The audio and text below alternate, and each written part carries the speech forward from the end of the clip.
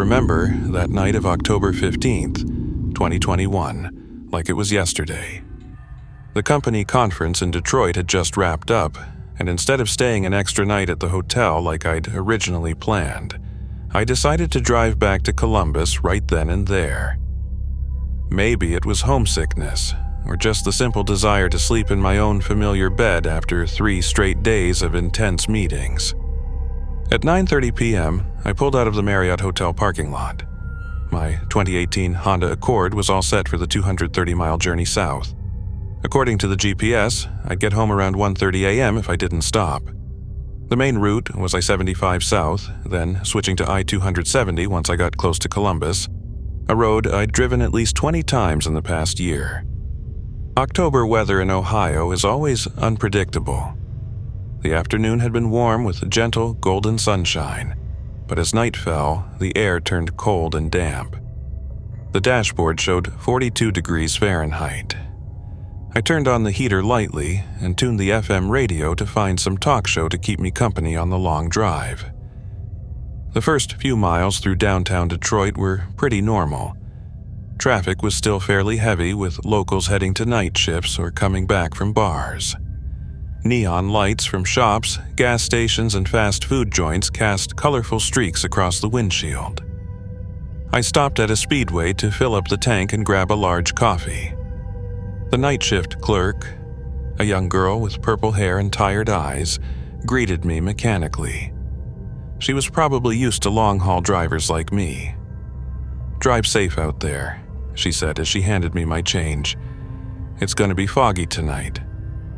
Sure enough, as I left the Detroit city limits and merged onto I-75 south, the fog started rolling in. At first, it was just thin layers clinging to the road, but it got thicker by the minute. My visibility dropped to about 200 feet ahead.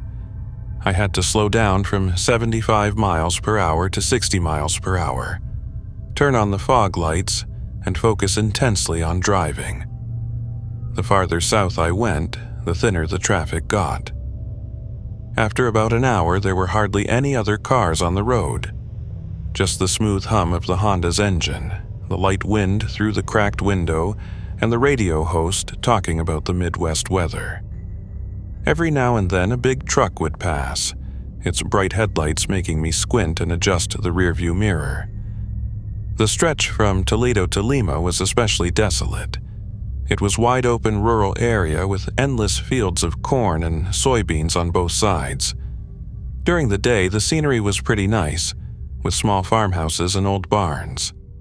But at night, shrouded in thick fog, everything turned into mysterious and eerie shadows. Only the tall power poles would appear and disappear in the headlights like giant sentinels standing guard. Around 11:15 p.m., fatigue started hitting my concentration. My eyes felt heavy, and I kept sipping coffee to stay alert.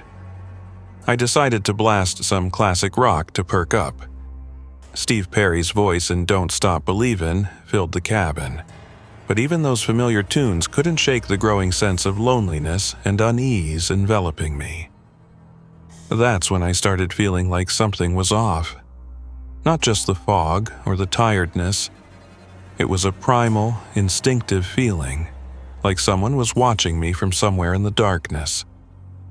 I glanced in the rearview mirror, but all I saw was pitch-black night behind me, occasionally pierced by the faint glow of distant streetlights. At that point, I had no idea this seemingly ordinary trip was about to turn into the most horrifying nightmare of my life. At 11:47 p.m., right after passing the Lima 12 miles sign, I first spotted the lights in my rearview mirror. On this desolate stretch of I-75, having another car heading in the same direction was actually a comfort. The fog had gotten even thicker, limiting my visibility to about 200 feet, and those headlights from behind were like a small beacon in the dark night. At first, I even felt grateful. At least I wasn't completely alone on this barren road. But that only lasted about 5 minutes. I started paying attention when I realized the distance between our cars wasn't changing at all. Not the kind of roughly the same you see when two drivers happen to match speeds. This was precise to a scary degree. No matter if I sped up or slowed down a bit, the cars behind always adjusted to maintain the exact same gap, like it was laser measured. I checked my speedometer, 64 miles per hour. I bumped it up to 68 miles per hour. The lights in the mirror stayed right in position. I dropped to 58 miles per hour. The distance didn't budge an inch. My heart started pounding harder. Through the rearview mirror, amid the fog and glare, I could make out it was a mid-sized sedan, light-colored, maybe silver or pale gray. The headlights were modern LEDs with that cold white light, totally different from the yellow halogen bulbs on older cars. From about 150 feet away, I couldn't see the license plate or the make. What creeped me out the most was that I couldn't see anyone inside the car at all. The front windshield was like a solid black wall. Maybe it was the angle, the light reflection, or heavy tint, but it felt like the car was driving itself, tailing me. I decided to test it further. I switched to the left lane like I was yielding for it to pass. It immediately switched to the left lane too. I moved back to the right. It followed suit. The 150-foot gap didn't change even a little. My mouth went dry. I turned off the FM radio to focus completely. The cabin was silent except for the Honda's engine and my heart thumping in my chest. Cold sweat trickled down my spine. I tried to come up with a rational explanation. Maybe it was a tired driver using adaptive cruise control, accidentally set to match my speed, or they were dozing off and letting the car auto-follow. But that tech is usually on luxury cars, and from what I could see, this sedan looked pretty ordinary. Plus, when I tried gradually slowing down, from 64 miles per hour to 52 miles per hour over 3 minutes, and the car still tailed me with computer-like precision, I knew it wasn't a coincidence. 12:02 a.m. It had been over 15 minutes since the car appeared. I tried a sudden move. I tapped the brakes lightly to flash the brake lights, then immediately accelerated. The sedan reacted instantly, like the driver had anticipated it. It was deliberately following me. No doubt about it. I scanned around for an escape. Ahead was a straight road stretching into the fog. On both sides, pitch-black fields. The next exit was at least 8 miles away. I was stuck on this empty highway with a stranger mirroring my every move. The first question that popped into my head, what does this person want from me? The second, even scarier, how long had they been following me without me noticing? And the last one, making me grip the steering wheel tighter. What would happen when I stopped? The silver sedan was still there, patient, unchanging, like a mechanical ghost trailing me through the dark night. At 12:08 a.m., I had just passed the exit leading into Lima but didn't stop, continuing straight south on I-75. The silver sedan was still tailing me at that unchanging 150-foot distance. By now, I was certain I was being deliberately followed, and what happened next turned my fear into full-blown panic. The sedan's headlights started flashing. I grabbed my phone to call 911 right away, but the screen just showed no service. I cursed under my breath. This stretch of I-75 is notorious for mobile dead zones, especially from Lima southward. The cell towers are spaced far apart due to the vast rural terrain. At first, I thought the flashing headlights were just a technical glitch, maybe loose wiring or a faulty headlight relay. But then I noticed a clear pattern. Off for 2 seconds, on for 3 seconds, off for 2, on for 3, over and over. Steady as a heartbeat. This wasn't a malfunction. This was intentional signaling. I gripped the steering wheel so hard my knuckles turned white. Cold sweat soaked my shirt even though the heater was on. In the rearview mirror, the on-off lights created a hypnotic, terrifying effect, like they were trying to communicate in a language I didn't understand. Off on, off on, off on. I tried to make sense of it. In the military, we used Morse code, but this rhythm didn't match any signal I knew. It seemed almost like a greeting, a warning, or some kind of countdown. The pattern kept going. I decided to respond. I flicked my hazard lights on twice quickly. Immediately, the sedan's headlights stopped flashing for 5 seconds, then started a new rhythm.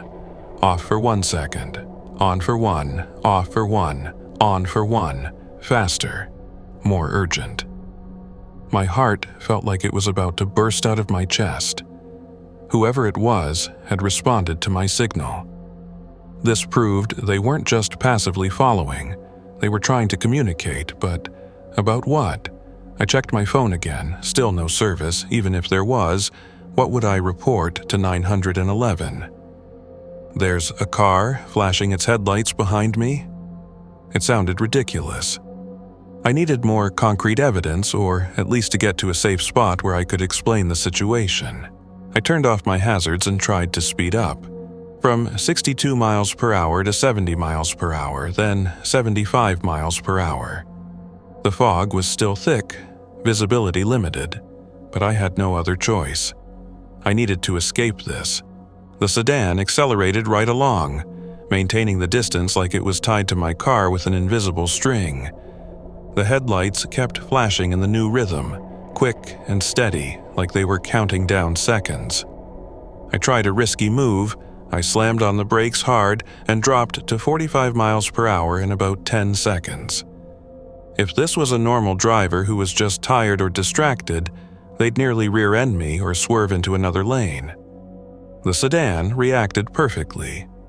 It slowed at exactly the same time, keeping that precise 150-foot gap as if they'd anticipated my move. The headlights stopped flashing for 3 seconds, maybe showing anger at my sudden action, then started a new pattern. 3 quick flashes, pause for 2 seconds, 3 quick flashes, pause for 2. I felt like someone was whispering right behind my ear. It was like being toyed with by an experienced predator. They weren't in a hurry, not worried about being spotted. They were enjoying the game. I spotted a sign for rest area, 2 miles. An idea popped into my head. If I pulled into a public rest area, with security cameras and maybe other people around, I could call 911 from there, or at least force this person to show themselves. The headlights kept flashing in the 3-pause rhythm. In the fog, the light created ghostly streaks, like it was drawing mysterious symbols across the night. I started merging into the right lane, preparing to exit into the rest area. Immediately, the sedan merged right too. The flashing pattern changed. 1 long flash, pause for 5 seconds, 1 long flash, pause for 5. Like it was saying, I know what you're planning. As I started slowing down to exit into the rest area, another thought hit me. Why trap myself in a place that could turn into a perfect ambush? Rest areas at night are usually pretty deserted, with just a few trucks parked overnight. If this guy had bad intentions, it'd be the ideal spot for him to make a move. Right before the entrance to the rest area, I suddenly accelerated and kept going straight on I-75. It was an unexpected maneuver. I'd signaled I was exiting, but didn't. If this was a normal driver, they'd either take the exit as planned, or at least be caught off guard and take a few seconds to react. The sedan responded instantly. It sped up too, stayed straight, like it had predicted my exact move. The 150-foot distance held steady. I cursed under my breath. This wasn't just following. They seemed to be reading my mind. I decided to try a more complex series of moves to test their reactions. The next exit led to the town of Findlay, about 8 miles away. Maybe in town I'd get cell service to call 911, or at least find a local police station. While waiting, I tried changing speeds irregularly, from 65 miles per hour down to 58 miles per hour over 30 seconds, then up to 72 miles per hour in 20 seconds, then back to 61 miles per hour. No pattern at all. Totally random. The sedan matched every change with machine-like precision. Not a second too early, not a second too late. Like someone was sitting in my car, watching my every move and signaling the sedan's driver. That thought made me whip my head around to check the back seat. Nothing there. Just my work bag and the bottle of water I'd bought in Detroit. But the feeling of being watched from inside my own car wouldn't go away. 12:30 a.m. The sign for Findlay, exit 159, 1 mile, appeared in my headlights. I was still in the middle lane, no indication I was going to exit. The sedan was the same. 500 feet before the exit, still holding the middle lane. 300 feet, no change. 100 feet. I suddenly swerved right and floored it, trying to catch the exit at the last second. The Honda's engine roared as I pushed the gas pedal to the limit. The sedan reacted immediately. Swerved right too, accelerated, like it had been ready for it. We both took exit 159 at the same time, exactly 150 feet apart. My heart was pounding. This couldn't be coincidence anymore. This guy had known I'd exit here, even though I'd only decided at the last minute myself.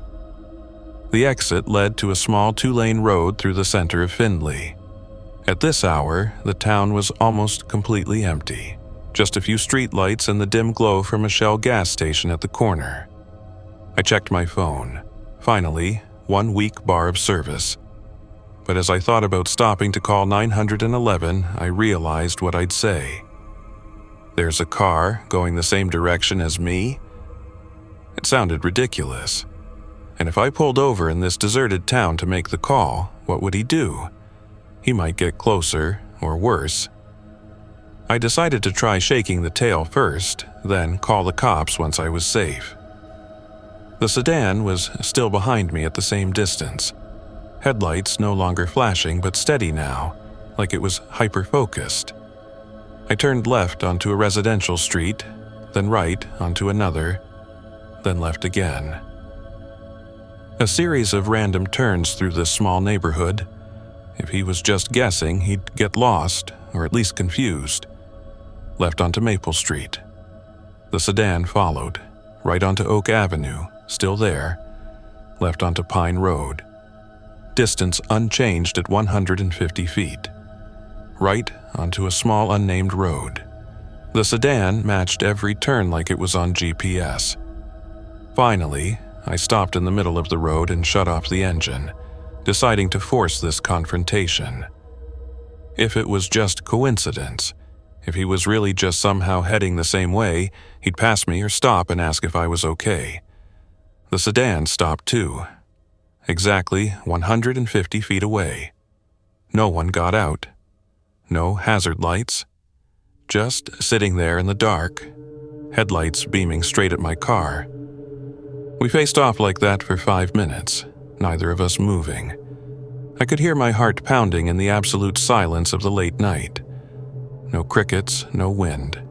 Like the whole world was holding its breath, waiting to see who'd make the first move. I knew I couldn't sit there forever. I started the engine and slowly drove toward the Shell gas station, the only place with lights and maybe people. At least there I could call 911 safely. The sedan started up too and followed. Distance unchanged. As I turned onto the main road toward the station, I felt like this cat-and-mouse game was about to end. Not because I'd escape, but because the predator had played enough. Now was the time for the real confrontation. At 12:50 a.m., the neon lights of the Shell gas station appeared like a bright oasis in the dark night. As I pulled in, a feeling of anger started rising alongside the fear. For over an hour, I'd let some stranger toy with me like prey. Enough was enough. I needed to know who this guy was and what he wanted. I parked right in front of the store, under the brightest lights. From here, I could see the whole area clearly and could yell or run inside if needed. There was a night shift employee behind the counter, reading a magazine. The first person I'd seen since leaving Detroit. The silver sedan pulled into the station too, but didn't park close. Instead, it stopped at the farthest corner of the lot, where the lights didn't reach. Exactly 150 feet away, the familiar distance it had maintained the whole trip. The sedan's engine shut off. The headlights went dark.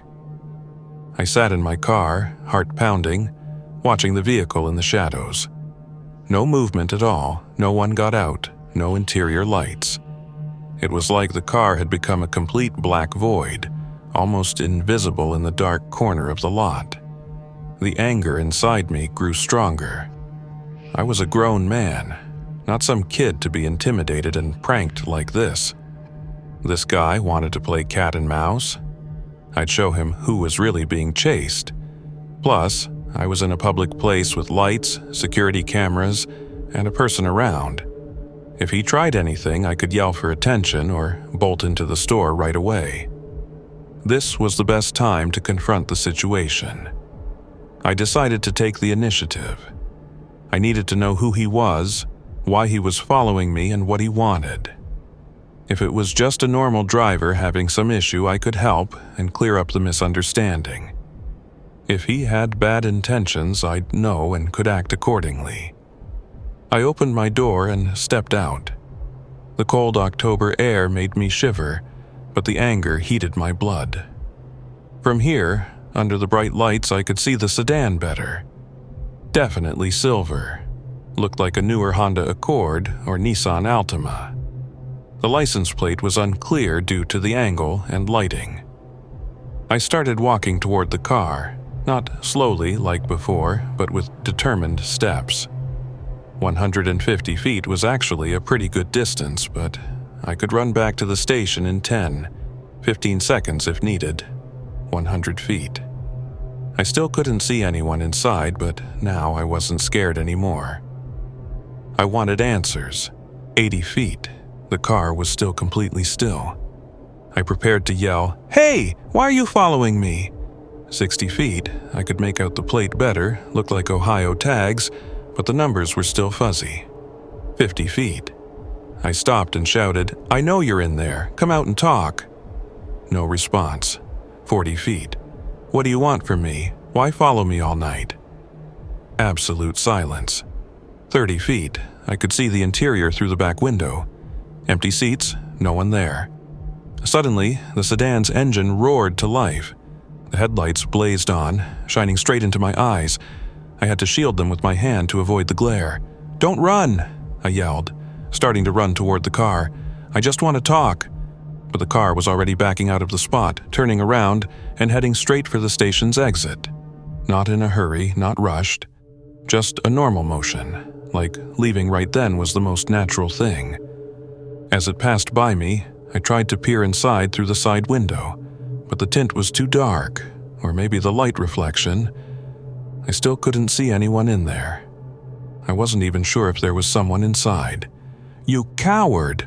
I shouted after the departing car. Anger and frustration surged through me. I'd bravely confronted him, but he'd run off like a coward. The sedan pulled onto the main road and vanished into the night. No sound except the engine fading away until it was gone. I stood there in the empty lot, under the neon lights, feeling both relieved and pissed off. The pursuit was over, but I still had no answers. Maybe it was just some psycho who liked messing with people, and when faced directly, he didn't have the guts. At least I'd shown I wasn't an easy victim.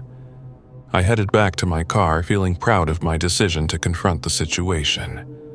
But when I opened the door, that sense of satisfaction vanished instantly. The passenger door was ajar. I stood next to my open car door, staring at the slight gap in the passenger door with a wave of confusion. Could I have forgotten to lock it?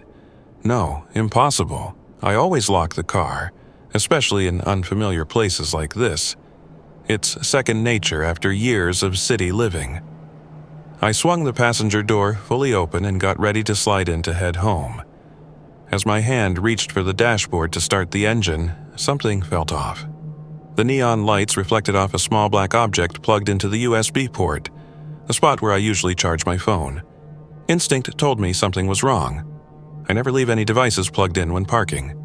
Plus, this USB was solid black, while my charger is white and tucked away in the glove box. I pulled the USB out and held it in my hand. It was small, light, just like a regular flash drive. No brand, no markings. Just a tiny, cold, mysterious black device. Someone had gotten into my car and left this. My heart started racing. I whipped around to check the back seat, where my work bag was still sitting. Inside was the Dell laptop I'd used for my presentation in Detroit that morning. Lucky I always carry it on business trips. An idea hit me. I needed to see what was on this USB. I grabbed the laptop from the bag and set it on the driver's seat. The Dell Latitude booted up in seconds. I plugged the USB into the laptop's port, my hands still shaking a bit. The screen showed a folder with a single video file. Recording _101521.mp4. October 15th, 2021, today. I double-clicked it. The video player opened and started playing. What I saw made my blood run cold. The video was shot from inside a car, camera pointed forwards through the windshield. On the road ahead was a gray Honda Accord driving through the dark night. My car. The angle was from behind, at a fixed distance of about 150 feet. Exactly the gap the silver sedan had kept the whole time. It captured my car changing lanes, speeding up, slowing down. All the maneuvers I'd tried to shake the tail. The timestamp in the corner, starting at 11:47 p.m., right when I'd first spotted the sedan in my rearview mirror. The video kept playing with eerie stability. No shaking, no loss of view. This guy had followed me with machine-like precision, anticipating every move and maintaining the perfect distance to film it all. I watched my car take exit 159 into Findlay, then weave through those residential streets with the random turns I'd thought would lose him.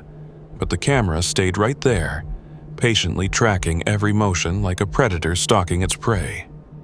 The video finally showed my car pulling into this Shell station. It kept recording as I parked under the neon lights, then captured me stepping out and walking towards the sedan. From this angle, I looked like prey willingly approaching a trap. In the last few seconds, it showed me standing in the middle of the lot, yelling after the departing sedan. From the camera's perspective, I came off like a fool shouting into the darkness. The video ended right after that. I sat there in silence, staring at the laptop screen. It felt like I'd just rewatched my nightmare from the eyes of the one who created it. For over an hour, while I'd thought I was trying to escape some stranger, I was really the star in a horror movie he was directing. Every attempt to get away, every bit of fear and panic, it was all meticulously recorded. I checked the file info. Size, 2.3 GB. Perfect HD quality. Someone had invested in professional gear for this. But why? Why let me see it? To prove they could do this and I was totally helpless? Or was this just the start of a bigger game? I yanked the USB out and gripped it tight.